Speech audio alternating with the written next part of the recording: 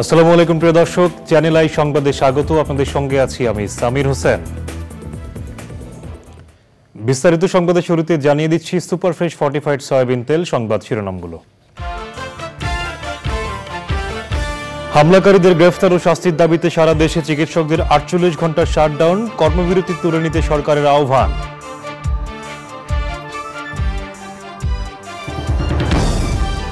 বিএনপির প্রতিষ্ঠাবার্ষিকীতে জিয়াউর রহমানের আদর্শে গণতন্ত্র প্রতিষ্ঠার প্রত্যয়, উদারতা দিয়ে মানুষের মন জয়ে তারেক রহমানের আহ্বান। রাজধানীর কারওয়ান বাজারে চাঁদাবাজি বন্ধ হয়নি বলে অভিযোগ, দাম নিয়ন্ত্রণে ব্যবসায়ীদের সহযোগিতা চেয়েছে ভোক্তা অধিদপ্তর।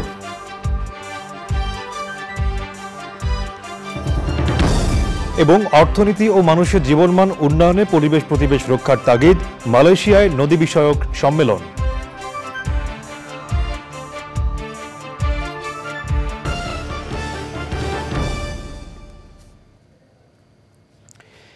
এছাড়াও নিটল টাটা বিশেষ সংবাদে যা থাকছে।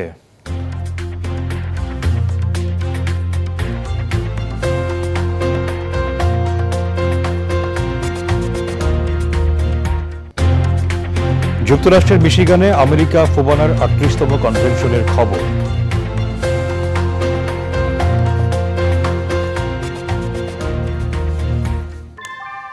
আমরা তৈরি করি বিশ্বমানের জার্মান প্রযুক্তির ভূমিকম্প সহনশীল থার্মেক্স রড, যা আপনার স্থাপনাকে নিরাপদ রাখে প্রজন্ম থেকে প্রজন্ম। সালাম স্টিল, মোস্ট ডিউরেবল স্টিল। সংবাদ শিরোনামগুলো জানাচ্ছিলাম। এখনকার এই সংবাদ আয়োজন একই সঙ্গে চ্যানেল আইয়ের ইউটিউব চ্যানেলে এবং চ্যানেল আইয়ের ওটিটি প্ল্যাটফর্ম আই স্ক্রিনে লাইভ স্ট্রিম হচ্ছে। এবার বিস্তারিত। বিএনপির 46তম প্রতিষ্ঠাবার্ষিকীতে নেতাকর্মীদের নিয়ে দলের প্রতিষ্ঠাতা জিয়াউর রহমানের সমাধিতে শ্রদ্ধা জানিয়েছেন মহাসচিব মির্জা ফখরুল ইসলাম আলমগীর। পরে তিনি বলেন, আগামীতেও সব চ্যালেঞ্জ মোকাবেলা করে জিয়াউর রহমানের আদর্শে গণতন্ত্র প্রতিষ্ঠা করে মুক্তবাজার অর্থনীতির পথ সুগম করা হবে। দলের নেতারা বলেন, এই প্রতিষ্ঠাবার্ষিকীতে আরও উজ্জীবিত হয়ে গণমানুষের জন্য কাজ করবেন নেতাকর্মীরা। রাহুল রায় রিপোর্ট। 1978 সালের 1 সেপ্টেম্বর বাংলাদেশ জাতীয়তাবাদী দল বিএনপি প্রতিষ্ঠা করেন সাবেক রাষ্ট্রপতি Ziaur Rahman. The entire credit goes to our people of this country who want peace, stability, work and development. 1981 সালে জিয়াউর রহমান নিহত হওয়ার পর দলের হাল ধরেন তার সহধর্মিণী বেগম খালেদা জিয়া। কয়েক দফা রাষ্ট্র ক্ষমতায় আসা বিএনপির চেয়ারপারসন বেগম খালেদা জিয়া ছিলেন দেশের প্রধানমন্ত্রীও। বর্তমানে নিজ বাসায় চিকিৎসাধীন সাবেক এই প্রধানমন্ত্রী। আর বিএনপির ভারপ্রাপ্ত চেয়ারম্যান হিসেবে দায়িত্ব পালন করছেন তারেক রহমান। দলের প্রতিষ্ঠাবার্ষিকীতে বিএনপি ও এর অঙ্গ এবং সহযোগী সংগঠনের নেতাকর্মীদের নিয়ে জিয়াউর রহমানের সমাধিতে শ্রদ্ধা জানান বিএনপির মহাসচিব মির্জা ফখরুল ইসলাম আলমগীর। পরে তিনি নেতাকর্মীদের ঐক্যবদ্ধ থাকার কথা বলেন। এই 2024 সালে যে স্বাধীনতা আমরা অর্জন করেছি, তার জন্য বাংলাদেশ জাতীয়তাবাদী দল দীর্ঘ 15 বছর ধরে সংগ্রাম করছে, লড়াই করছে। বাংলাদেশ জাতীয়তাবাদী দলের 700-র বেশি নেতাকর্মী গুম হয়ে গেছে, 2000-এর বেশি নেতাকর্মীকে গুলি করে হত্যা করা হয়েছে, 60 লক্ষ মানুষের মধ্যে মিথ্যা মামলা দেওয়া হয়েছে শুধুমাত্র গণতন্ত্রের সংগ্রামের জন্য। যে কোনো বাধাই আসুক, সব চ্যালেঞ্জকে মোকাবেলা করে বাংলাদেশে গণতন্ত্র সুপ্রতিষ্ঠা করা, মুক্তবাজার অর্থনীতিকে প্রতিষ্ঠিত করা, সমৃদ্ধ বাংলাদেশে পরিণত করার জন্য আমরা কাজ করে যাব বলে আমরা শপথ নিয়েছি।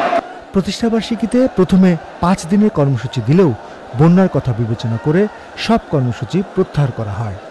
বন্যার্তদের জন্য 10 কোটি টাকা অনুদানও দিয়েছে বিএনপি। দলের সিনিয়র নেতারা বলেছেন, এবার নতুন যাত্রা বিএনপি। আমরা মনে করি যে আমরা জনগণের পাশে ছিলাম, জনগণের সাথে ছিলাম। এখন বর্তমান পরিস্থিতিতে বন্যার্তদের পাশে থাকে এই জনগণের পাশে থাকে। নেতা কর্মীদের জন্য আমরা ইতিমধ্যে দলের থেকে আমরা আহ্বান জানিয়েছি যে আরও সংগঠিত হওয়ার জন্য। আর আরেকটা ব্যাপার আমরা সাবধান করেছি যে আওয়ামী লীগ যে ধরনের অন্যায় অত্যাচার বিভিন্ন ক্ষেত্রে করত, চাঁদাবাজি ইত্যাদি, সেগুলোতে যেন কোনো ক্রমেই বিএনপি কোনো রকমে অংশগ্রহণ না করে। প্রতিষ্ঠাবার্ষিকী উপলক্ষে নয়াপল্টনে বিএনপির কেন্দ্রীয় কার্যালয়ে বিশেষ দোয়া ও মিলাদ মাহফিলের আয়োজন করা হয়। রাহুল রায়, চ্যানেল আই, ঢাকা।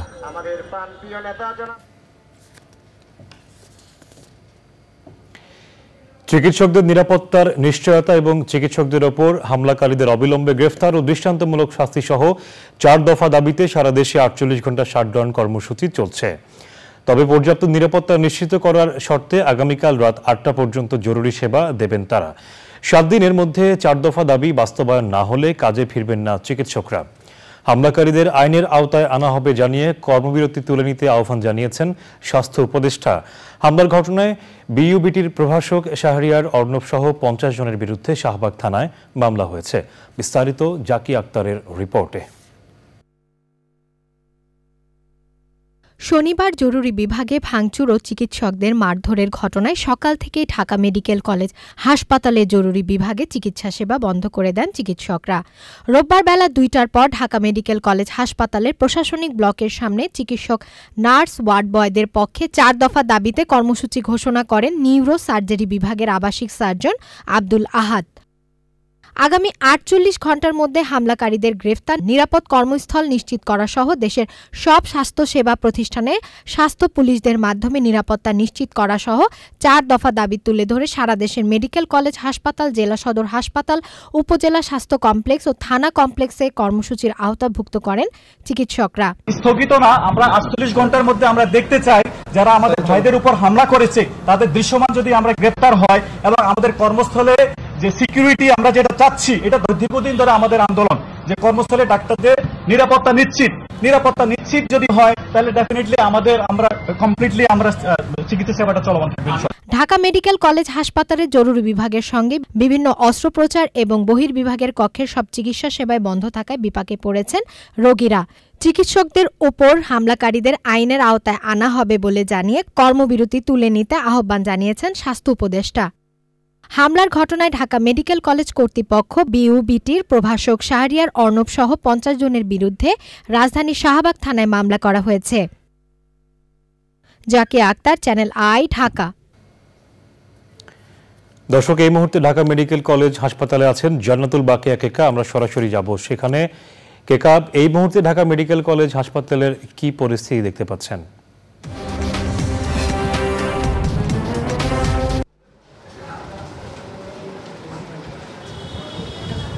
সাবির, কিছুক্ষণ আগে এই ঢাকা মেডিকেল কলেজ হাসপাতালে যে প্রশাসনিক ব্লক রয়েছে সেই ব্লকে চিকিৎসকদের পক্ষ থেকে ব্রিফিং করা হয়েছে। সেখানে কিন্তু চিকিৎসকরা তাদের দাবি দেওয়ার কথা বলেছেন। তার আগে কিন্তু আমাদের স্বাস্থ্য উপদেষ্টা নূরজাহান বেগম উনি এসেছিলেন এবং উনি আমাদের গণমাধ্যমের সাথে কথা বলে চিকিৎসকদের বিষয়গুলো দেখা হচ্ছে, 4 দফা দাবি দেওয়া হয়েছে, সেই দাবিগুলো তারা খতিয়ে দেখছেন বলে জানিয়েছেন। পরবর্তীতে কিন্তু উনি যেটা বলেছেন যে চিকিৎসকদের সাথে আলোচনা হয়েছে, দীর্ঘ প্রায় 2 ঘন্টার মতো চিকিৎসকদের সাথে, ডাক্তারদের এবং স্বাস্থ্য উপদেষ্টার সাথে আলোচনার পর স্বাস্থ্য উপদেষ্টা যেটা আমাদের বলেছিলেন যে তাদের সমস্ত যে দাবিগুলো রয়েছে তার দাবির প্রেক্ষিতে কিন্তু হাসপাতালে সেনা এবং আনসার সহ পুলিশের উপস্থিতি বাড়ানোর কথা বলা হয়েছে। পাশাপাশি আরও যে 3টা দাবি রয়েছে তার মধ্যে একটি জানেন যে হচ্ছে স্বাস্থ্য পুলিশ যেটার কথা বলা হয়েছে। তো সেটার ব্যাপারে উনি বলেছিলেন যে যেহেতু অন্তর্বর্তীকালীন সরকার, এখানে আইন প্রণয়নের একটা ব্যাপার আছে কিনা সেটা তিনি ফিরে যে আলোচনা সাপেক্ষে দেখবেন। তার পরপরই কিন্তু চিকিৎসকদের পক্ষে বলা হয়েছিল যে ঠিক আছে, আলোচনার সাপেক্ষে তারা জরুরি সেবা, কিন্তু তাদের পর্যাপ্ত নিরাপত্তা যদি নিশ্চিত করা হয় সেই নিরাপত্তার নিশ্চয়তায় তারা কিন্তু জরুরি সেবা দেবেন এবং আগামীকাল 8টা পর্যন্ত। এবং তাদের একটা তরফে দাবি ছিল যে গতকালকে যে রাতে হাসপাতালের মধ্যে ঢুকে কুপিয়ে মারার ঘটনা হয়েছে সেটা কিন্তু আসলে শঙ্কিত এবং বিশ্বের কোথাও এ ধরনের ঘটনা ঘটে কিনা সেই প্রেক্ষিতে তারা প্রশ্ন তুলেছেন। এবং স্বাস্থ্য উপদেষ্টা নূরজাহান বেগম উনি চলে যাওয়ার পরে কিন্তু চিকিৎসকদের পক্ষ থেকে আরেক দল চিকিৎসক এসে আমাদের সামনে কথা বলেছেন এবং তারা যথাযথই বলেছেন যে পর্যাপ্ত যতগুলো চিকিৎসক থাকবেন উপস্থিত ঠিক ততগুলো কিন্তু নিরাপত্তা রক্ষাকারী বাহিনী থাকতে হবে। তাদের প্রেক্ষিতে তারা যদি নিরাপদ মনে করেন তবে তারা কাজ করবেন। এই প্রেক্ষিতে কিন্তু এবং 7 দিনের মধ্যে বলেছেন যে তাদের স্বাস্থ্য পুলিশের ব্যবস্থা করতে হবে এবং স্বাস্থ্য সুরক্ষা, চিকিৎসকদের সুরক্ষার যে আইনের কথা বলেছেন সেই আইনটা বাস্তবায়ন করতে হবে। তখন কিন্তু আমরা গণমাধ্যমের পক্ষ থেকে প্রশ্ন করেছিলাম যে অন্তর্বর্তীকালীন সরকার এই 7 দিন 8 দিনের মধ্যে যে আইনগত বিষয়গুলো আছে সেটার মাধ্যমে সেই বিষয়গুলো তারা করতে পারেন কিনা, সেই বিধান আছেন কিনা। এর প্রেক্ষিতে কিন্তু নিউরোসার্জারি বিভাগের চিকিৎসক সুমন রানা উনি বলেছেন যে হ্যাঁ, রাষ্ট্রপতি কিন্তু বিশেষ ক্ষমতা বলে একটা অধ্যাদেশ জারি করে এই আইনগুলো তারা করতে পারেন। এটা বলতে বোঝাচ্ছেন যে স্বাস্থ্য চিকিৎসকদের সুরক্ষা আইনটার কথাই বেশি বলা হয়েছে বিশেষ করে। এবং আরেকটি কথা যেটা স্বাস্থ্য অধিদপ্তরের অধীনে একটি স্বাস্থ্য পুলিশ গঠনের কথা যেটা বলা হয়েছে সেটা 7 দিনের মধ্যে করতে বলা হয়েছে। আমরা প্রশ্ন তুলেছিলাম যে এটা একটু টু আর্লি হয়ে যায় কিনা, একটু বেশি সময় হয়ে যায় কিনা। অন্যদিকে ঢাকা মেডিকেল কলেজ হাসপাতাল কিন্তু একটা বিশাল বড় হাসপাতাল, সারা বাংলাদেশের মানুষের আশার প্রতীক, সারা বাংলাদেশের প্রত্যন্ত থেকে আসে এখানকার মানুষ। এইখানে এই রোগীদের চিকিৎসা সেবা ব্যাহত হবে কিনা তারা কিন্তু বলেছেন যে তাদের যদি পর্যাপ্ত নিরাপত্তা নিশ্চিত করা হয় তবে তারা আগামীকাল রাত 8টা পর্যন্ত তারা জরুরি সেবা রুটিন ওয়ার্ডগুলো কিন্তু বন্ধ রাখবে। জরুরি সেবা বলতে আমি বুঝাচ্ছি, ওনারা যেটা বুঝিয়েছেন জরুরি বিভাগ, এসডিইউ এবং আইসিইউতে এই সেবাগুলো দিবেন, বাকি রুটিন সেবা বন্ধ থাকবে। এবং আগামীকালকে 8টার পরে কি হবে সেটা তারা জানাবেন। এর মধ্যে দৃশ্যমান হতে হবে, গ্রেপ্তার করতে হবে যাদের যারা দোষী ছিল, যারা হাসপাতালের ভেতরে যে কুপাকুপির ঘটনাগুলো ঘটিয়েছে। সব মিলিয়ে রোগীদের ভোগান্তি আসলে বাড়বে কি কমবে, বাড়বেই বলে মনে হচ্ছে। এবং আমরা কিন্তু এখনও তাকিয়ে রয়েছি চিকিৎসকরা রোগী বান্ধব হবেন, মানবিক হবেন এবং চিকিৎসকরা নিজেরাও দাবি করছেন যে তারা মানবিক এবং রোগীর বান্ধব। তবে হাসপাতালের মধ্যে কুপাকুপির ঘটনায় তারা খুবই শঙ্কিত এবং একই সাথে রোগীর স্বজনরাও কিন্তু শঙ্কিত। কেকা, আপনাকে ধন্যবাদ আমাদের সঙ্গে যুক্ত হয়ে তথ্যগুলো জানিয়ে দেওয়ার জন্য। শক্তি কিংবা ভয় দেখিয়ে নয়, ইনসাফ এবং উদারতা দিয়ে মানুষের মন জয় করতে দলের নেতাকর্মীদের প্রতি আহ্বান জানিয়েছেন বিএনপির ভারপ্রাপ্ত চেয়ারম্যান তারেক রহমান। বিএনপির 46তম প্রতিষ্ঠাবার্ষিকী উপলক্ষে দেওয়া ভিডিও বার্তায় দলের পক্ষ থেকে জনগণকে শুভেচ্ছা জানিয়েছেন তিনি। তারেক রহমান বলেছেন, ছাত্র জনতার অভ্যুত্থানের সাফল্য এবং সম্ভাবনা নস্যাৎ করে দিতে স্বৈরাচারের দোসররা এখনও ষড়যন্ত্র চালিয়ে যাচ্ছে। এ বিষয়ে সতর্ক থাকার আহ্বান জানিয়েছেন তিনি। রাষ্ট্র, রাজনীতি, শিক্ষা, সংস্কৃতি, অর্থনীতি, জনপ্রশাসন, বিচার বিভাগ সকল ক্ষেত্রে দেশকে এক নৈরাজ্যকর অবস্থায় রেখে স্বৈরাচারী হাসিনা পালিয়েছে। পরপর 2 টার্মের বেশি কেউ প্রধানমন্ত্রীর দায়িত্ব পালন না করা, উচ্চ কক্ষ বিশিষ্ট আইনসভা প্রবর্তন, এমনকি সংবিধানের 70 অনুচ্ছেদ সংশোধন করার বিষয়েও পরীক্ষা নিরীক্ষা করাসহ রাষ্ট্র সংস্কারের জন্য 31 দফা রূপরেখা দিয়েছে। আমি মনে করি, আমাদের দল বিএনপি মনে করে, জনগণের কাঙ্ক্ষিত বাংলাদেশ গঠনের জন্য রাষ্ট্র ও রাজনীতি সংস্কারের বিকল্প নেই। জনগণের প্রত্যক্ষ ভোটে একটি জনপ্রতিনিধিত্বশীল রাষ্ট্র এবং সরকার গঠনের লক্ষ্যে দেশকে নির্বাচনী রোডম্যাপে তোলার জন্য প্রয়োজনীয় রাষ্ট্র সংস্কারের জন্য জনগণ অন্তর্বর্তীকালীন সরকারকে সব রকমের সহায়তা করতে প্রস্তুত। পাসপোর্ট বাতিল হওয়ার পরেও সাবেক প্রধানমন্ত্রী শেখ হাসিনা কি স্ট্যাটাসে ভারতে অবস্থান করছেন তা জানা নেই ঢাকার। ছুটি কাটিয়ে ঢাকায় ফিরে পররাষ্ট্র উপদেষ্টা তৌহিদ হোসেন বলেছেন, ভারতের সাথে সাম্প্রতিক সমঝোতা স্মারকগুলোতে বাংলাদেশের স্বার্থ রক্ষা হয়েছে কিনা তা খতিয়ে দেখা হবে। পান্থর রহমান জানাচ্ছেন বিস্তারিত। বৈষম্য বিরোধী আন্দোলনে আওয়ামী লীগ সরকারের পতনের পর 5ই আগস্ট প্রতিবেশী দেশ ভারতে আশ্রয় নেন সাবেক প্রধানমন্ত্রী শেখ হাসিনা। এখনও দিল্লিতেই অবস্থান করছেন তিনি। পররাষ্ট্র উপদেষ্টার কাছে প্রশ্ন ছিল সাবেক প্রধানমন্ত্রীর অবস্থান এবং তাকে ফিরিয়ে আনা প্রসঙ্গে। যদি লিগ্যাল প্রসেস থেকে একটা প্রশ্ন আসে তাহলে আমরা তো ফেরত চাইতেই পারি, চাইব। এটাই যদি আইন আদালত আমাদেরকে বলে যে তাকে ফেরত আনার জন্য ব্যবস্থা করবো, আমরা সেটা ব্যবস্থা করার চেষ্টা করবো। মানে দিতেই হবে এমন কোনো ভারত দেবে কিনা সেটা তাদের ব্যাপার, তাদের সিদ্ধান্ত। সাবেক প্রধানমন্ত্রীর চুক্তি আছে আমাদের, চুক্তির আওতায় তো আমরা চাইলে দিতে পারার কথা, কিন্তু সেটা কিন্তু আবার একটু লিগাল প্রসেস থাকে। তো আমি জানি না সেটা কীভাবে হবে, এটা স্পেকুলেট না করাই ভালো। তবে যদি আমাদের লিগাল সিস্টেম চায় যে তাকে ফেরত আনা হয়, আমরা অবশ্যই চেষ্টা করবো ফেরত আনতে। পাসপোর্ট বাতিল হলে তো তাহলে উনি কীভাবে আসবেন? না, রেড পাসপোর্ট তো সকল বাতিল হয়েছে। হ্যাঁ, অটোমেটিক্যালি।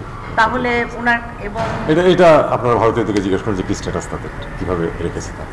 আরেক প্রশ্নের উত্তরে উপদেষ্টা জানান, ভারতের সাথে সমঝোতা স্মারকগুলো পুনর্বিবেচনা করবে ঢাকা। এমওইউ কিন্তু চূড়ান্ত চুক্তি না, কাজে এটা তো আমাদের স্বার্থ ঠিকমতো রক্ষিত হয়েছে কিনা সেটা আমরা দেখতেই পারি, এবং সেই অনুযায়ী স্বার্থ রক্ষা করে যেগুলো চুক্তি করার সময় সেটা আমরা করব। এমওইউ সবসময়ই কিন্তু আবার এটার ওই চুক্তির পর্যায়ে যাওয়ার আগে এটা বিবেচনা করাই হয়, সেটা করা যেতেই পারে। উপদেষ্টা জানান, আসন্ন জাতিসংঘ সাধারণ পরিষদে যোগ দিয়ে সেখানে আসা রাষ্ট্র ও সরকার প্রধানদের কয়েকজনের সঙ্গে বৈঠক করবেন প্রধান উপদেষ্টা doctor Mohammad Yunus. Partha Rahman, channel I, Dhaka. অন্তর্বর্তী সরকারকে সব ধরনের সহযোগিতা করার কথা জানিয়ে জামাতে ইসলামীর সেক্রেটারি জেনারেল অধ্যাপক মিয়া গোলাম পারোয়ার বলেছেন, জনগণ যখন চাইবে তখন নির্বাচন দিতে হবে। তিনি আরো বলেন, ভারত সহ প্রতিবেশীদের সাথে সুসম্পর্ক বজায় রাখতে চায় জামাত। তাফিমুল ইসলামের রিপোর্ট। অন্তর্বর্তী সরকার দায়িত্ব নেওয়ার পর থেকেই তাদের পূর্ণ সমর্থন দিয়ে আসছে বাংলাদেশ জামায়াত ইসলামী। রাষ্ট্র সংস্কারের কথা বলছেন দলের নেতারা, সেই সাথে জনগণের চাওয়া অনুযায়ী নির্বাচনের কথাও বলছেন তারা। সভা সমাবেশের মতো রাজনৈতিক কর্মসূচি না দিয়ে ছাত্র জনতার আন্দোলনে শহীদদের পরিবার ও আহতদের সহযোগিতা এবং বন্যার্তদের পাশে থাকার কর্মসূচি দিচ্ছে দলটি। জামায়াত ইসলামীর সেক্রেটারি জেনারেল অধ্যাপক মিয়া গোলাম পারোয়ার বলেছেন, দ্রুত নির্বাচনের জন্য অন্তর্বর্তী সরকারকে চাপে রাখতে চান না তারা।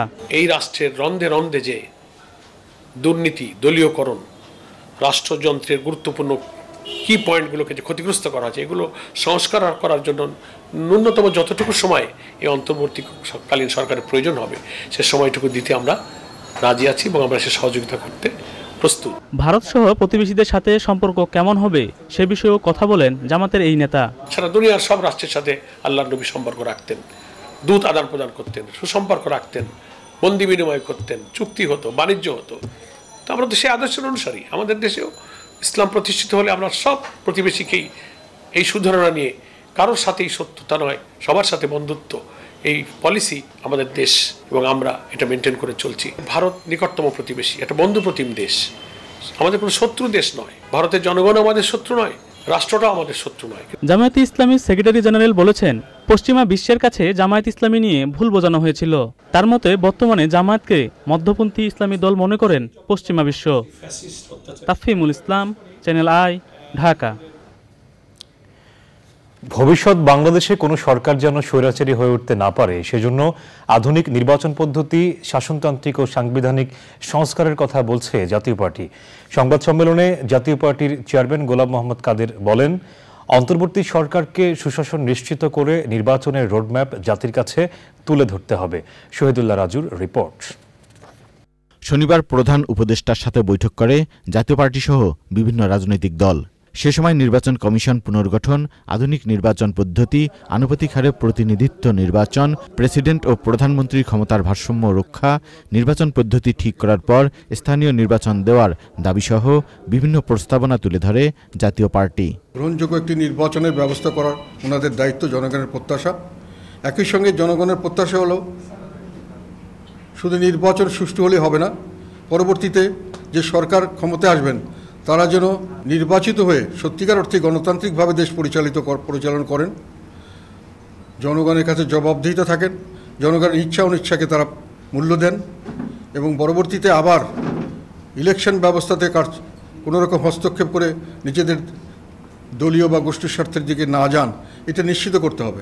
জাতীয় পার্টি সবসময় দেশ ও জনগণের পক্ষে কাজ করে বলে জানান জিএম কাদের। নির্বাচিত সরকার বিপুল জনগণের ভোট এবং জনগণের জনমত তাদের পক্ষে থাকা সত্ত্বেও পরবর্তীতে জনগণের প্রত্যাশা অনুযায়ী সত্যিকার অর্থে যেটাকে আমরা বলি গণতান্ত্রিক পদ্ধতিতে দেশ পরিচালনা করেননি, এবং সেটার কারণ হলো আমাদের নির্বাচন, আমাদের সংবিধান, আমাদের শাসন পদ্ধতিতে নানান ধরনের ত্রুটি আছে। বৈষম্য বিরোধী ছাত্র আন্দোলনে জাতীয় পার্টির নেতাকর্মীরা সক্রিয় অংশগ্রহণ করেছে বলেও জানান তিনি। Shahidullah Raju, channel I, Dhaka. বৈষম্য বিরোধী আন্দোলনে গণহত্যা ও হত্যা চালানোর জন্য সাবেক প্রধানমন্ত্রী শেখ হাসিনা সহ বিভিন্ন জনের বিরুদ্ধে দায়ের করা মামলার বিচার আন্তর্জাতিক অপরাধ ট্রাইব্যুনালে হওয়া নিয়ে ভিন্ন মত আইনজীবীদের। আইন সংশোধন করে বিচারের কথা বললেও আবার কেউ বলছেন সংশোধন ছাড়াই বিচার সম্ভব। এদিকে নিবন্ধন ফিরে পেতে জামায়াতে ইসলাম যে আবেদন করেছে তার শুনানি হবে ২১শে অক্টোবর আপিল বিভাগে। মাজহারুল হক মান্নার রিপোর্ট। বৈষম্য বিরোধী আন্দোলনে গণহত্যা হত্যার জন্য সাবেক প্রধানমন্ত্রী শেখ হাসিনা সহ বিভিন্ন জনের বিরুদ্ধে ৮টির বেশি অভিযোগ দাখিল করা হয়েছে আন্তর্জাতিক অপরাধ ট্রাইব্যুনালের তদন্ত সংস্থায়। প্রশ্ন উঠেছে, ট্রাইব্যুনালের বিদ্যমান আইনে অভিযুক্তদের বিচার সম্ভব কিনা। যে ধরনের অপরাধ হয়েছে এই অপরাধগুলো বাংলাদেশের প্রচলিত আইনে, ফৌজদারি কার্যবিধি আইনে বাংলাদেশের আদালতগুলোতে হওয়া সম্ভব নয়। এই বিচারটা প্রপারলি কেবলমাত্র হওয়া সম্ভব ১৯৭৩ সালের ক্রাইমস ট্রাইব্যুনাল অ্যাক্ট অনুযায়ী আন্তর্জাতিক অপরাধ ট্রাইব্যুনাল যেটা বাংলাদেশে আমাদের আছে, সেখানে এটার প্রপার বিচার হওয়া সম্ভব। এই ট্রাইব্যুনালে এই আসামিদের বিচার করতে আমরা চাই, তাহলে সেই ট্রাইব্যুনালের আইনের সুনির্দিষ্ট কিছু সংশোধন প্রয়োজন হবে। তবে এর সঙ্গে দ্বিমত পোষণ করেন ট্রাইব্যুনালে অভিযোগ দাখিল করার পক্ষের আইনজীবী। এই আইনে ইতিমধ্যে ৫৬টি মামলার জাজমেন্ট দেওয়া হয়ে গেছে। এরপরে আমি মনে করি যে এই আইন বা বিধিমালা সংশোধন করার কোনো প্রয়োজন নেই। বিদ্যমান আইন এবং বিধিমালা যেমনটি আছে তেমনটি রেখেই এই ট্রাইব্যুনালে যে বিচারগুলো চলছে এবং যে অভিযোগগুলো ইতিমধ্যে দায়ের হয়েছে সেগুলোর বিচার করা সম্ভব। এদিকে জামায়াতে ইসলামী তাদের নিবন্ধন ফিরে পেতে আবেদন করে চেম্বার জজ আদালতে। Jamaat is a democratic political party. বাংলাদেশের সকল পার্লামেন্টে জামাতের রিপ্রেজেন্টেশন ছিল। এইভাবে কোনো কাউকে নিবন্ধন থেকে বাতিল দেওয়ার কোনো কারণ থাকতে পারে না। ২১শে অক্টোবর পূর্ণাঙ্গ বেঞ্চে টুয়ার্ড স্টপ অগ্রাধিকারের ভিত্তিতে শুনানি হবে। আইনজীবীরা জানিয়েছেন, নিবন্ধন নিয়ে জামায়াতে ইসলামীর আপিল গত বছর জামাতের পক্ষের আইনজীবী উপস্থিত না থাকায় খারিজ করে দিয়েছিলেন আপিল বিভাগ। মাজহারুল হক মান্না, চ্যানেল আই, ঢাকা।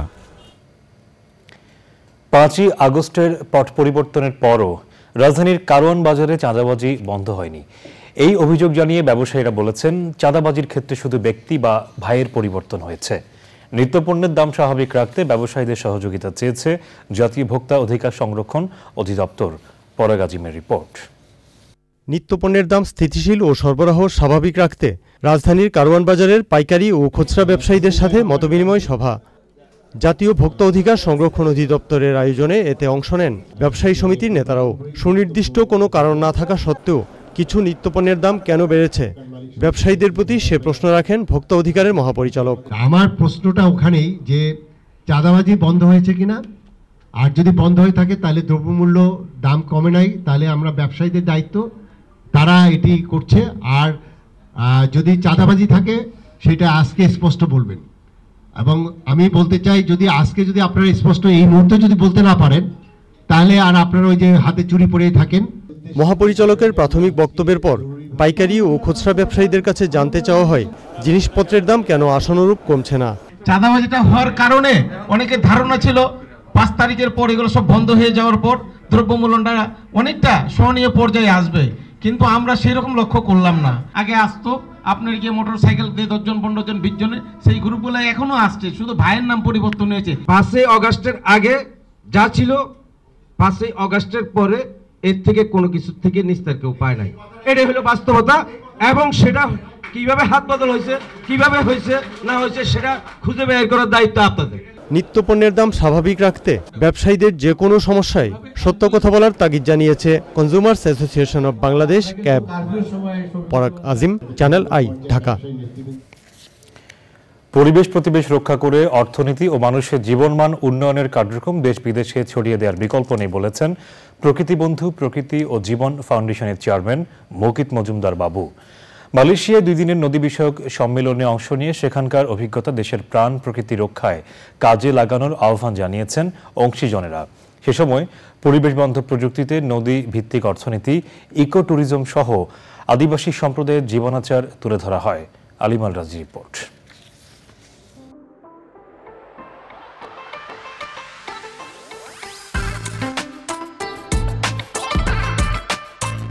পরিবর্তিত বিশ্ব ব্যবস্থায় মানব সভ্যতা ও বাস্তুতন্ত্র রক্ষায় বিশ্বজুড়ে গুরুত্ব দেওয়া হচ্ছে পরিবেশ বান্ধব প্রযুক্তি ও সমাধানে। এরই ধারাবাহিকতায় মালয়েশিয়ায় 2 দিনের নলেজ এক্সচেঞ্জ রিভার কনফারেন্স 2024 আয়োজনের প্রথম দিন দেশটির পার্বত্য অঞ্চলের পেরাকের ইপোতে 22 কিলোমিটার দীর্ঘ পাহাড়ি নদী ঘিরে গড়ে ওঠা 6টি আদিবাসী গ্রামের প্রকৃতি ঘনিষ্ঠ জীবনাচার ও জীবনমান উন্নয়নের নানা উদ্যোগ পরিদর্শন করেন অংশীজনরা। অভিজ্ঞতা বিনিময়ের অংশ হিসাবে তুলে ধরা হয় বাস্তুতন্ত্র রক্ষা করে ইকোট্যুরিজম ও নদীভিত্তিক অর্থনীতির সময়োপযোগী নানান ধারণা।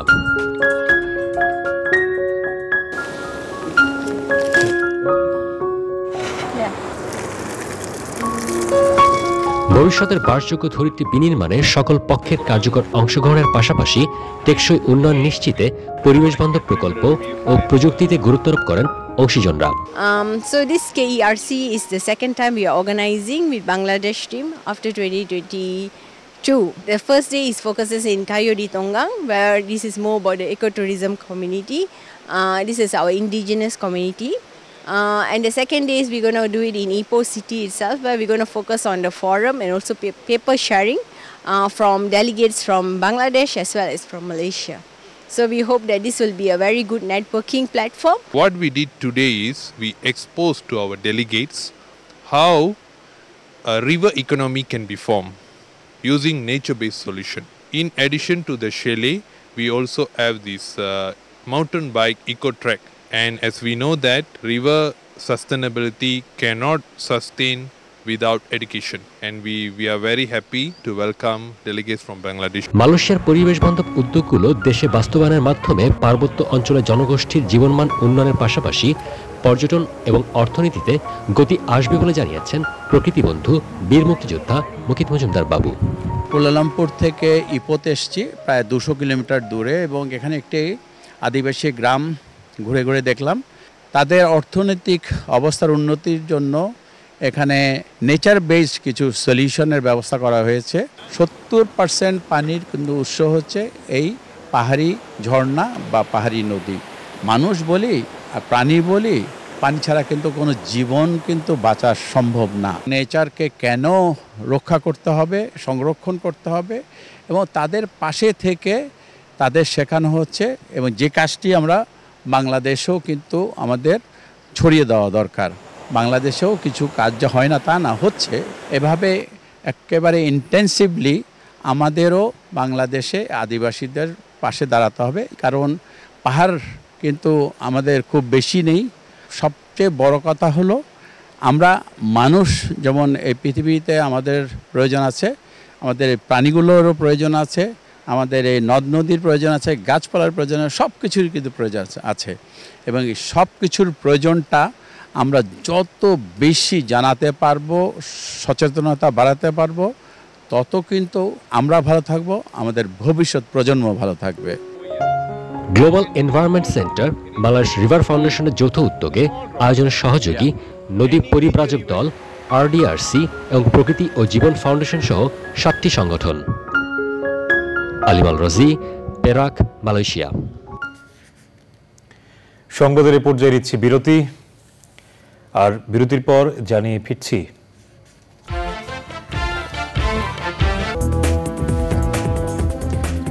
বিরতির পর আবারও আমন্ত্রণ। শিশুদের পোলিও টিকা দিতে যুদ্ধবিরতির আগের দিন শনিবার গাজায় ইসরায়েলি হামলায় কমপক্ষে 61 ফিলিস্তিনি নিহত হয়েছেন। ইসরায়েলি সেনাদের অবরোধের মুখে পড়েছে পশ্চিম তীরের জেনিন শহর। সেখানকার বাসিন্দারা খাবার ও পানির সংকটে পড়েছেন। বন্ধ হয়ে গেছে বিদ্যুৎ ও ইন্টারনেট সংযোগও। পশ্চিম তীরে কয়েক দশকের মধ্যে সবচেয়ে ভয়াবহ সামরিক অভিযান চালাচ্ছে ইসরায়েল। মধ্য গাজায় শিশুদের পোলিও টিকা দেয়া শুরু হয়েছে। এবারে আইস্ক্রিন সাংস্কৃতিক সংবাদ।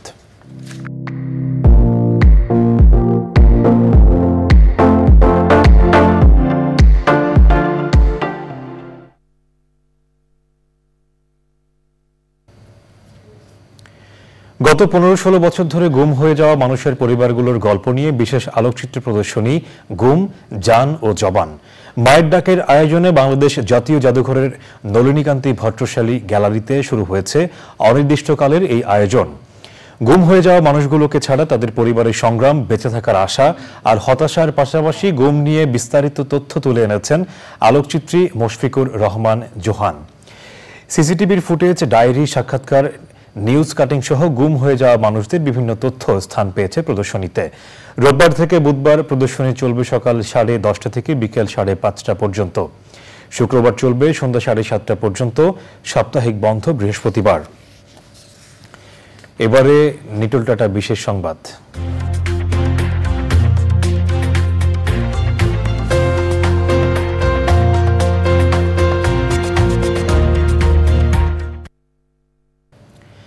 যুক্তরাষ্ট্রের মিশিগানে উত্তর আমেরিকার জনপ্রিয় সাংস্কৃতিক সংগঠন federation of Bangladeshi association of north America ফোবানার 38তম কনভেনশন চলছে। ডেট্রয়েট সিটির ঐতিহ্যবাহী জেইন ফিল্ডে এই অনুষ্ঠান আয়োজন করা হয়। অনুষ্ঠানের সূচনা পর্বে বাংলাদেশ, যুক্তরাষ্ট্র ও কানাডার জাতীয় সঙ্গীত পরিবেশন করা হয়। সম্মেলনে শুভেচ্ছা জানান সংগঠনের চেয়ারপারসন আতিকুর রহমান। বক্তৃতা করেন নির্বাহী সম্পাদক ডক্টর রফিক খান, আহ্বায়ক কামরুল হুদা ও অন্যরা। 3 দিনের ফোবানা সম্মেলনে প্রবাসীদের ভূমিকা শীর্ষক কার্যক্রম, নারীর ক্ষমতায়ন, সাহিত্য ও কবিতার আসর, মুক্তিযুদ্ধ ও বাংলাদেশ বিষয়ক আলোচনা, ট্যালেন্ট শো ও ফোবানা স্কলারশিপ প্রদান সহ নানা অনুষ্ঠানের আয়োজন করা হয়। এবারে কৃষি সংবাদ।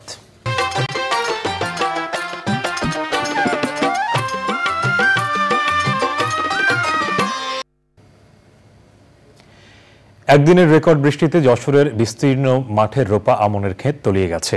24 আগস্ট জেলায় টানা 14 ঘন্টায় 228 মিলিমিটার বৃষ্টিপাত হয়েছে। জেলার 7220 হেক্টর জমির আমন ধান সহ বিভিন্ন ফসলি জমির ব্যাপক ক্ষতি হয়েছে।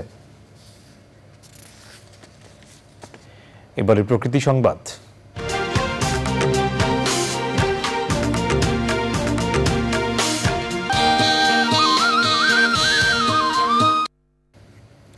সবুজে সাজায় বাংলাদেশ স্লোগানে নওগাঁয় বৃক্ষরোপণ ও চারা বিতরণ করেছে প্রকৃতি ও জীবন ক্লাব। সদর উপজেলার বাচারিগ্রাম উচ্চ বিদ্যালয় ও সরকারি প্রাথমিক বিদ্যালয় চত্বরে গাছের চারা রোপণের মাধ্যমে কর্মসূচির উদ্বোধন করা হয়। পরে শিক্ষক ও শিক্ষার্থীদের মাঝে ফলদ, বনজ সহ বিভিন্ন প্রজাতির গাছের চারা বিতরণ করা হয়। শিক্ষা প্রতিষ্ঠানটির প্রধান শিক্ষক মোহাম্মদ মামুনুর রশিদ, প্রকৃতি ও জীবন ক্লাবের উপদেষ্টা অবসরপ্রাপ্ত অধ্যক্ষ প্রফেসর শরীফুল ইসলাম খান, শামসুল আলম, সমন্বয়ক মহিলার রহমান এবং জেলা সমন্বয়ক মোহাম্মদ কায়েস উদ্দিন উপস্থিত ছিলেন। এবারে পূবালী ব্যাংক বাণিজ্য সংবাদ।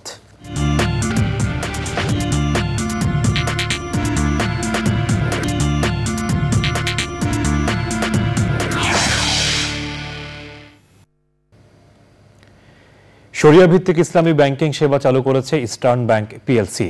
সারা দেশে 200টি শাখায় ইসলামী ব্যাংকিং উইন্ডোর মাধ্যমে সেবা প্রদান করবে ইবিএল। গুলশানে ব্যাংকের প্রধান কার্যালয়ে এই সেবা উদ্বোধন করে পরিচালনা পর্ষদের চেয়ারম্যান মোহাম্মদ শওকত আলী চৌধুরী বলেন, গ্রাহক সন্তুষ্টির জন্য শরিয়ার কঠোর প্রতিপালন ও চর্চা নিশ্চিত করবে ইবিএল ইসলামী ব্যাংকিং। আয়োজনে ব্যাংকের ব্যবস্থাপনা পরিচালক ও প্রধান নির্বাহী আলী রেজা ইফতেখার, অতিরিক্ত ব্যবস্থাপনা পরিচালক ও ইসলামী ব্যাংকিং প্রধান আহমেদ শাহিন সহ অন্যরা উপস্থিত ছিলেন। সংবাদের এ পর্যায়ে আবারও নিচ্ছি বিরতি, আর বিরতির পর জানিয়ে ফিরছি। রাওয়ালপিন্ডি টেস্টে লিটন মিরাজের রেকর্ড জুটিতে ইনিংস বিপর্যয়। বিরতির পর আবারও আমন্ত্রণ। এবারে খেলার খবর।